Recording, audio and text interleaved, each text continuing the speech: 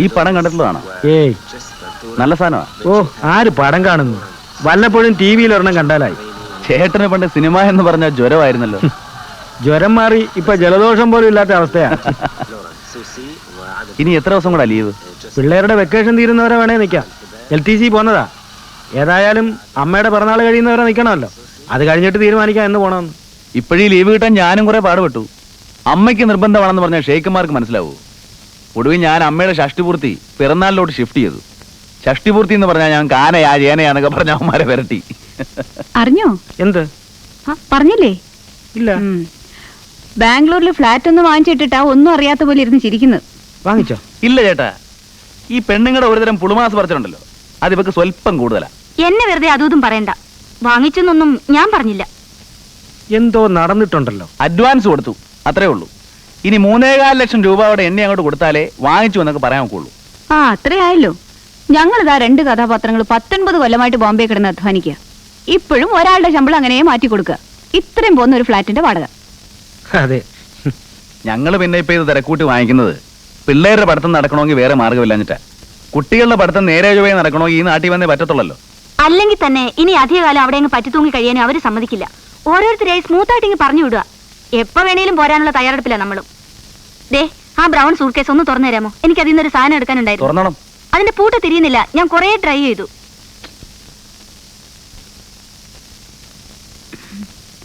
6:45 വാങ്ങുന്നേ. 3.5 കൊടുത്തു. ബിന്ദു പറഞ്ഞത് best locality ആണെന്ന്. സിറ്റിയുടെ നടക്കെ 2 bedroom വിത്ത് ഓൾ ഫെസിലിറ്റീസ്. കൈ പണമുള്ള പലരും അങ്ങനെ പലയിടത്തും ഫ്ലാറ്റ് സ്ഥലമൊക്കെ വാങ്ങിച്ചിടും. അതൊരു പതിവാ. ആരെങ്കിലും വാങ്ങിക്കുന്ന എനിക്ക് പറയേണ്ട കാര്യമില്ല. ഇതിപ്പോ സ്വന്തം അനിയനായതുകൊണ്ട് പറഞ്ഞതാ. എന്തെങ്കിലും പറയാൻ തുടങ്ങുന്നതിന് മുമ്പ് ചാടി കടിക്കാൻ വന്നോണം. നമ്മൾ ഈ ഇലക്ട്രിക് ട്രെയിനിന്റെ പിന്നിൽ തൂങ്ങിക്കിടക്കാൻ തുടങ്ങിയിട്ട് 19 കൊല്ലായി. അത് ഓർമ്മിപ്പിച്ചെന്നേ ഉള്ളൂ.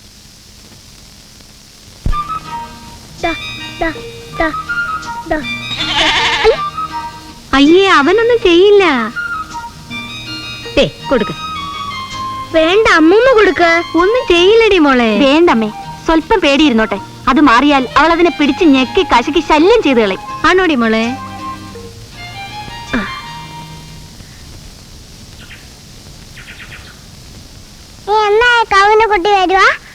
എന്നും നീ ഇങ്ങനെ ചോദിക്കുന്നത് കൊണ്ടാ അവള് വില കൂട്ടി നിൽക്കുന്നത്. ചോദിക്കാതിരുന്നാ മതി. നിങ്ങൾ പോകുന്നതിന് മുമ്പ് അവള് കുട്ടിയെ തരും. ഇതിന്റെ ഉള്ളിലാ കുട്ടി? ആ, എവിടെ? നിന്റെ തലയില്. ഇനി അതും ഇതും ഒക്കെ ചോദിക്കാൻ തുടങ്ങും. ഓ, ഇങ്ങനെ 2 എണ്ണം മറുപടി പറയാൻ നിന്ന കിളിച്ചതും മുളച്ചതും ഒക്കെ അറിയുന്നവരെ ചോദിച്ചോണ്ടിരിക്കും. എനിക്കിപ്പോ കുട്ടി ഇത്ര ഉണ്ടാവില്ലല്ലേ? അയ്യോ, മതി മതി എൻക്വയറീസ്. നീ ഇതിനിടെ എങ്ങോട്ട് പോയി? ചേച്ചിയെ കാണാൻ പോയായിരുന്നോ? ഇതുവഴിയെ പോയോ?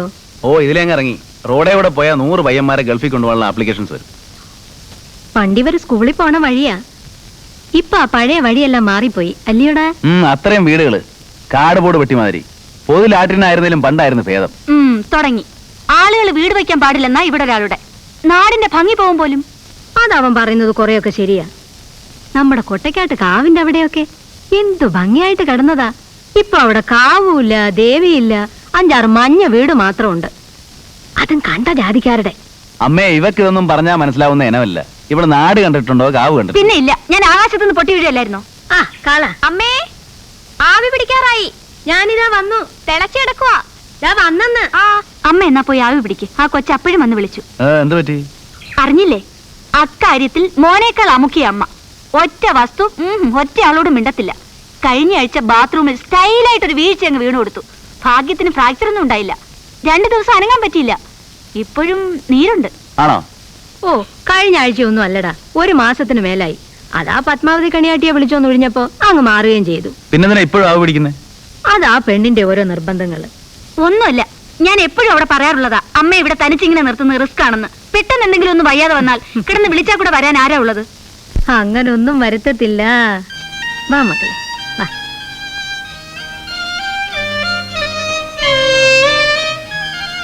ഇപ്പോഴും നടപ്പ് ശരിയായിട്ടില്ല. ഞാൻ നോക്കിട്ടൊരു കുഴപ്പം കാണുന്നുണ്ട്. കുറെ കൂടെ വലിയ കുഴപ്പമുണ്ടായാലേ കാണുള്ളായിരിക്കും. ഞാൻ ഉള്ള കാര്യം പറഞ്ഞു. കിടന്ന് വിളിച്ചാൽ ഓടി വരാൻ അയലത്ത് കൂടി ആളില്ല. ശ്മശാനം പോലെ പരന്ന ഒരു പറമ്പും അതിനകത്ത് 10,000 പോലൊരു വീടും. നീയേ നല്ല വീട് കണ്ട് വളർന്നിട്ടില്ല. അതുകൊണ്ടാണ് ഈ വീട് കാണുമ്പോ ഇങ്ങനെയൊക്കെ തോന്നുന്നത്. മനസ്സിലായോ?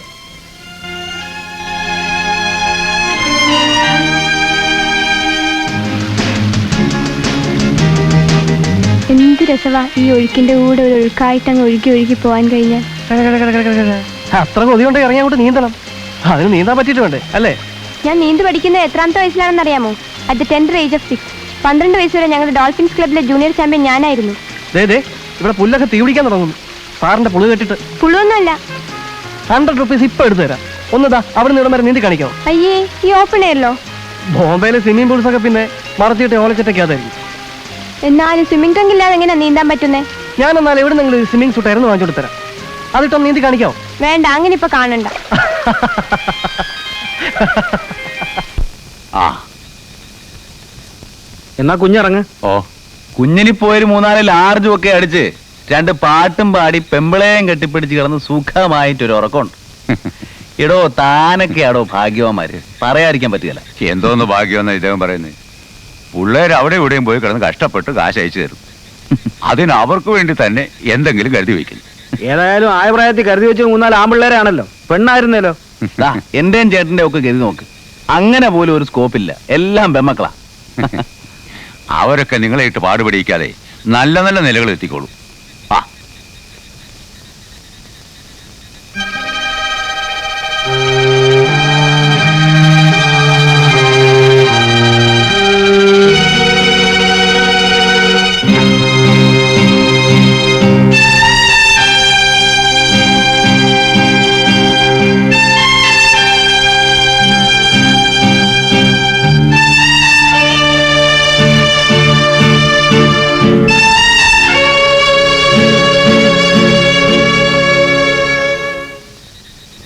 എന്താ തന്തപ്പടി പോകാതെ നിന്ന് ലാത്തി?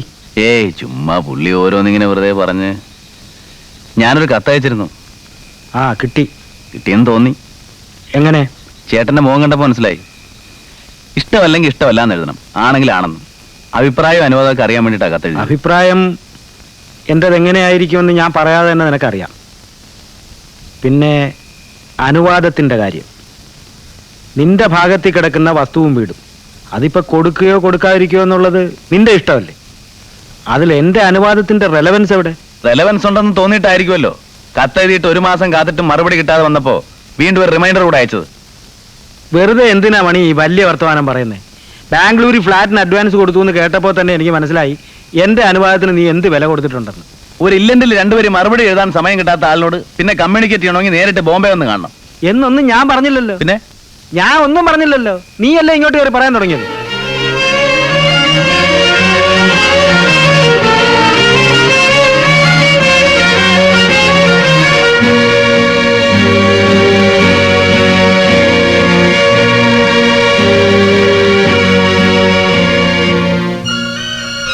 നമ്മൾ ഉദ്ദേശിച്ച പോലെ തന്നെ. ആ അപ്പോ അമ്മ? ഞാൻ ചോദിച്ചില്ല.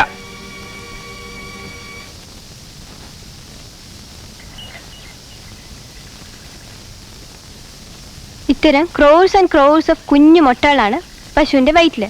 ഡെയിലി ഇങ്ങനെ കുറെ വീതം ഇട്ടോണ്ടിരിക്കും. ഇതിൽ ഏതെങ്കിലും ഒന്ന് വിരിഞ്ഞ് പശുവിന്റെ കുട്ടി പുറത്തു വരും. അതൊന്നും പറയാൻ പറ്റൂല. ദിവസം ഇതിവിടെ വന്ന് കളക്ട് ചെയ്ത് സൂക്ഷിച്ചു വെച്ച് നോക്കണം. ആ തള്ളപ്പശു അറിയാൻ പാടില്ല. ഇല്ല.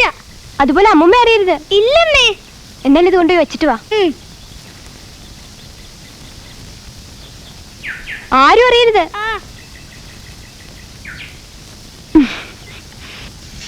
സൗത്ത് ഇന്ത്യയിൽ വെച്ച് തന്നെ ബെസ്റ്റ് എന്ന റെപ്യൂട്ടേഷൻ ഉള്ള സ്ഥലമാണ് ശരണാലയം. ഒന്നിനും അവിടെ ഒരു കുറവുമില്ല. ദിവസവും മെഡിക്കൽ ചെക്കപ്പ്, ഓരോരുത്തരുടെയും ടേസ്റ്റ് അറിഞ്ഞിട്ട് വെജിറ്റേറിയനോ നോൺ വെജിറ്റേറിയനോ ആയിട്ടുള്ള ഭക്ഷണം. ഒന്നും വയ്യാതെ വന്നാല് അപ്പൊ അതിനുള്ള ട്രീറ്റ്മെന്റ്. അവിടെ ഞങ്ങളുടെ കൂടെയുള്ള ഒരു കോഴഞ്ചേരിക്കാരൻ ഫിലിപ്പുണ്ട്. പുള്ളിയുടെ അപ്പനും അമ്മയും അവിടെയാ. ചേട്ടൻ എപ്പോഴും പറയും ഞങ്ങൾക്ക് 2 പേർക്കും കൂടെ അവിടെ 2 സീറ്റ് റിസർവ് ചെയ്തിടാമെന്ന്. അപ്പൊ ബാംഗ്ലൂരിലെ ഫ്ലാറ്റോ? അയ്യോ, ഇപ്പോഴേ അങ്ങ് പോവാനല്ല, വയസ്സാവുമ്പോ. വയസ്സന്മാരെയും വയസ്സുകളെയും മാത്രമേ അവിടെ താമസിപ്പിക്കുകയുള്ളൂ. ഓഹോ. അയ്യോ, ചേച്ചിക്ക് മനസ്സിലായില്ലേ? ഇത് ജെറിയാറ്റിക് സെന്ററാ. ഓർഫണേജ് മാതിരിയുള്ള സ്ഥലമൊന്നുമല്ല. എല്ലാവർക്കും അവിടെ അങ്ങ് ചെന്ന് കയറാനൊന്നും പറ്റില്ല. ചേട്ടൻ തന്നെ അവിടെ ഒരു സീറ്റ് കിട്ടാൻ വേണ്ടിയിട്ട് എന്ത് കറസ്പോണ്ടൻസ് നടത്തി, എത്ര രൂപ ചെലവാക്കി. ആണോ? പിന്നെ ചുമ്മാതാന്നാ വിചാരം. അമ്മ ലക്കിയാ, അതുകൊണ്ട് മാത്രം കിട്ടിയതാ. ഓ, ഈ ചേച്ചിയുടെ കൈകൊണ്ട് തൊട്ടാൽ എന്ത് ടേസ്റ്റാ. അവിടെ ഒരാൾ എപ്പോഴും പുകഴ്ത്തല ചേച്ചിയുടെ കുക്കിങ്ങിനെ പറ്റി പറഞ്ഞു. എന്നിട്ട് എന്നെ ചീത്തേ. എല്ലാ പെണ്ണുങ്ങൾക്കും ഇത് പറഞ്ഞിട്ടില്ലെന്ന് പറഞ്ഞു ഞാനും തർക്കിക്കും. അമ്മയെ മാറ്റി താമസിപ്പിക്കാൻ തീരുമാനിച്ചതുകൊണ്ട് വീട് കൊടുക്കുന്നതിനെ പറ്റി ആലോചിക്കുന്നു, വീട് വിൽക്കാൻ തീരുമാനിച്ചതുകൊണ്ട് അമ്മയെ മാറ്റി താമസിപ്പിക്കുന്നു. ഇല്ല, എനിക്കിത് ചോദിക്കേണ്ട കാര്യമൊന്നുമില്ല. പക്ഷെ അമ്മയോട് ഇക്കാര്യം പറയുന്ന ജോലി അത് നിങ്ങൾ ആരെങ്കിലും തന്നെ അങ്ങ് ചെയ്താൽ മതി. എന്നെ കൊണ്ട് വയ്യ.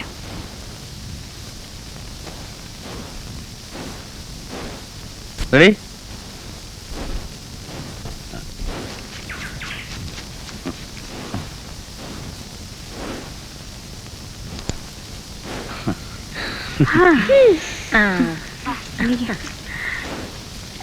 എടാ, ഏ? ഇനി ഞങ്ങൾ 3 പേര് മാത്രമായിട്ട് ഒരെണ്ണം. വാ.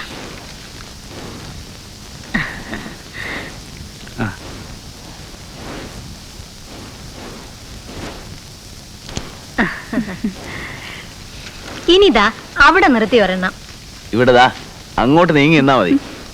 നല്ല സ്റ്റൈലും ബാക്ക്ഡ്രോപ്പാ. ഇങ്ങോട്ട് നിന്നേ. നല്ല അസല് ലൈറ്റും. ഇവിടെ നിന്ന് പറഞ്ഞ എടുത്താൽ അമ്മയെ കണ്ടാൽ നല്ല ഹലുവ മാതിരി ഇരിക്കും. അതൊന്നും വേണ്ട. നിന്നെ കൊണ്ട് നോക്കുമെങ്കിൽ ആ മരത്തിന്റെ കീഴെ നിർത്തി ഒരെണ്ണം എടുത്തതാ. അയ്യോ അമ്മ, അവിടെ ഷെയ്ഡ് കൂടുതലാ, തെളിച്ചം കിട്ടുകയല്ല. ഓ, അത്രയൊക്കെ തെളിച്ചാ മതി. വാ.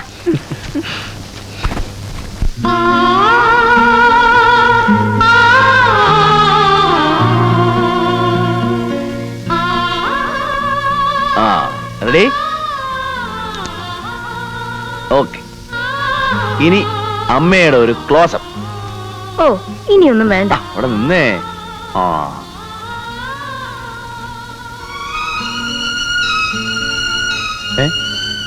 അമ്മ എന്തിനാ കരഞ്ഞേ? കരഞ്ഞൊന്നുമല്ല, വെയിലത്ത് നിന്ന ഈയിടെ അങ്ങനെയാ, കണ്ണി വെള്ളം നിറയും.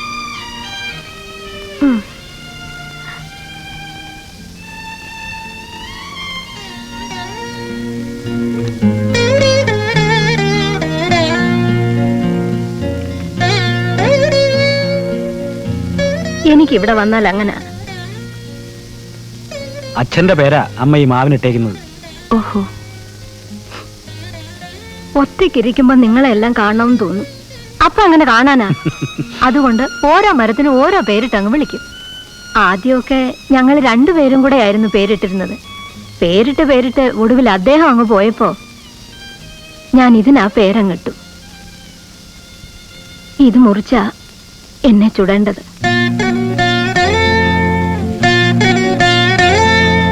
നിങ്ങളുടെ 3 പേരുടെയും പേരുള്ള മരങ്ങളുടെ ഇടയിൽ കൂടെ എടുത്ത് ആ പുളിയുടെ തെക്ക് മാറ്റി കുഴിയെടുത്ത് ഇത് മുറിച്ച്, അങ്ങനെയൊക്കെയാ എന്റെ മനസ്സിലെ ആഗ്രഹം. അമ്മയുടെ ആഗ്രഹം പോലെ അതൊക്കെ അങ്ങ് നടക്കും. പക്ഷെ ഓരോ തവണ വരുമ്പോഴും ഇതിങ്ങനെ ഓർമ്മിപ്പിക്കുന്നത് ഒരു ബോറാ. നിങ്ങൾക്ക് ഇത് ഓർത്തോണ്ടിരിക്കാൻ എവിടാ സമയം? മറന്നുപോയാലോ? എന്നാലും മരിച്ചു കഴിഞ്ഞ് എങ്ങനെയൊക്കെ ചെയ്യണമെന്ന് മുമ്പേ കുട്ടി പറഞ്ഞു വെക്കുന്നതാണ് നല്ലത്. ഭർത്താവായാലും മക്കളായാലും അവരുടെ സൗകര്യത്തിന് വിട്ടുകൊടുത്താൽ അവർക്ക് തോന്നിയതൊക്കെ കാണിക്കും.